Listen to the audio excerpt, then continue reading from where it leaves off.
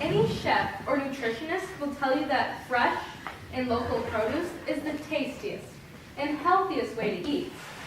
However, going to your local big chain grocery store is not where you're going to find the fruits and veggies you want. Most big chains ship their produce in from thousands of miles away. This means that you're getting your produce that is picked before it's ready and it ripens on the truck, which is a long way away from ripening on the vine. To get back to a more natural way of eating, we have to get back to an old practice that has typically been relegated to hobbyists and hippies: food gardening. If you live in the suburbs, you probably have room for a big plot in your backyard, but if you live in the city, it gets a little trickier. Urban farming is a growing trend that will give many people a way to eat better and healthier produce. So let's really dig into this topic and unearth the history of urban farming. Plant a seed in the present to see why people are doing it, and finally, harvest the fruits of our labor to secure our future. Digging into the history of urban agriculture shows us that this practice has been happening for hundreds of years.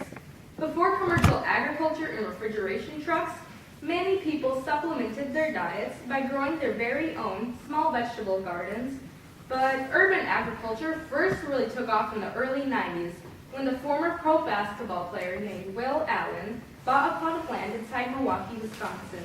He began to use the space as an open market farm, where they began to grow their very own food right there inside Milwaukee. According to Tom Philpott of the Grist, this action started a spread of urban agriculture. The spread went to developments like Brooklyn, Boston, and Oakland. And those cities were actually classified as low-income developments at the time, and urban farming actually cropped them up. Soon communities started taking old dilapidated factories and buildings and replacing them with gardens right within the city area, because this unused land was actually found to be fertile. Communities had found a way to start taking barren, vacant area and making a useful, functional area for the city to advance. For instance, the city of Chicago created a zoning amendment that allowed the use of community gardens and urban farms within the city. People were allowed to own up to 25,000 square foot sized gardens, in which people owned, of course, plants, fish, chickens, and even bees. The city of Chicago only regulated mostly that if you start your very own urban farm, you have to own or gain a permit to do so. To own a community garden does not require the permit, though. Everyone wanted to take part in urban agriculture. It was the building block to our future. So now it is time to plant a seed in the present to see the reasons why people are urban farming. A great reason is for the sake of our planet.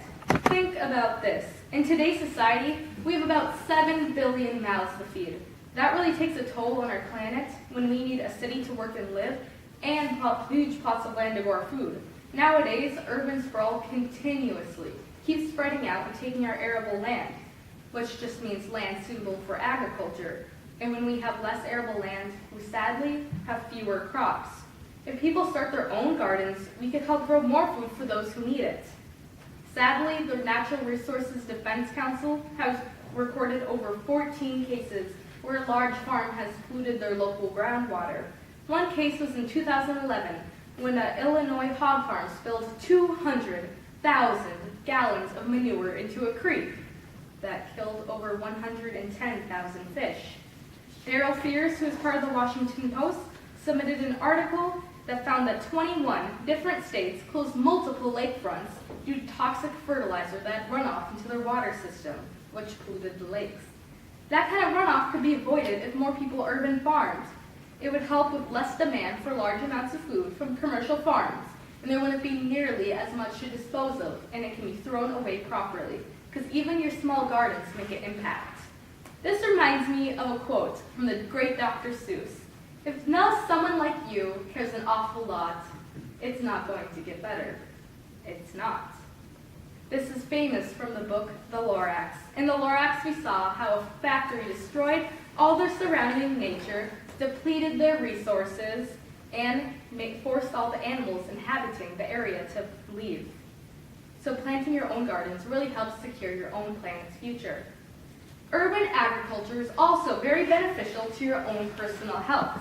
First off, it makes it so the food's as local as possible. This way, the vegetables are much more fresh. For example, most of our tomatoes in Minnesota come from Florida. That's much farther away than simply using a site in your community or even just walking into your backyard and plucking a tomato off your plant. Another reason the food is better for you is because of the limited use of chemicals. All commercial, non-organic farms use 3 different kinds of pesticides. There's herbicides, insecticides, and fungicides. That's a lot of chemicals, especially when they use a giant machine to rain it down on the food you'll be consuming. If you have your own urban farm, you'll know everything that happens to your plants.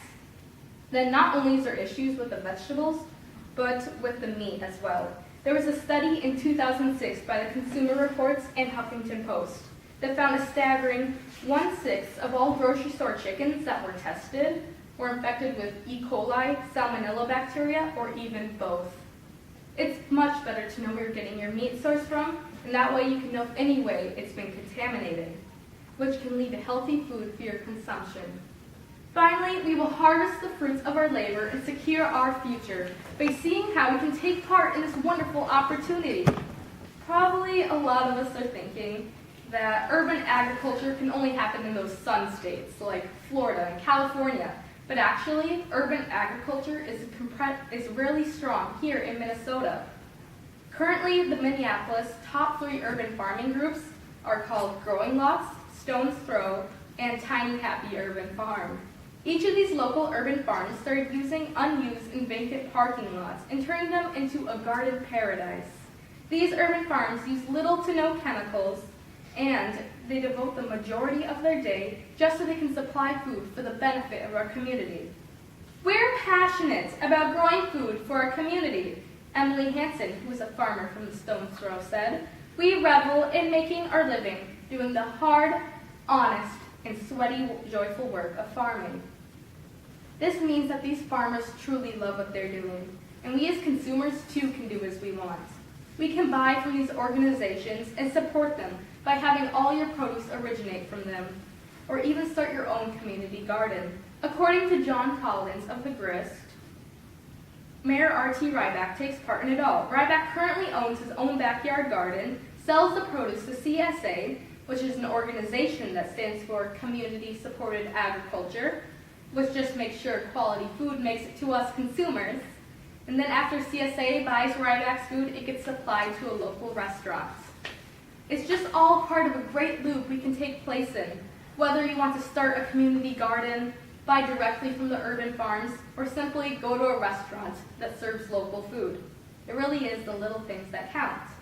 So today we really dug into this topic and unearthed the history of urban farming by seeing cities' different zoning amendments and what really started this real city urban farming. Planted a seed in the present to see why people are doing it for the benefits of our planet, ourselves, animals, and finally, we harvested the fruits of our labor to secure our future. Take part in urban farming to reap all the benefits.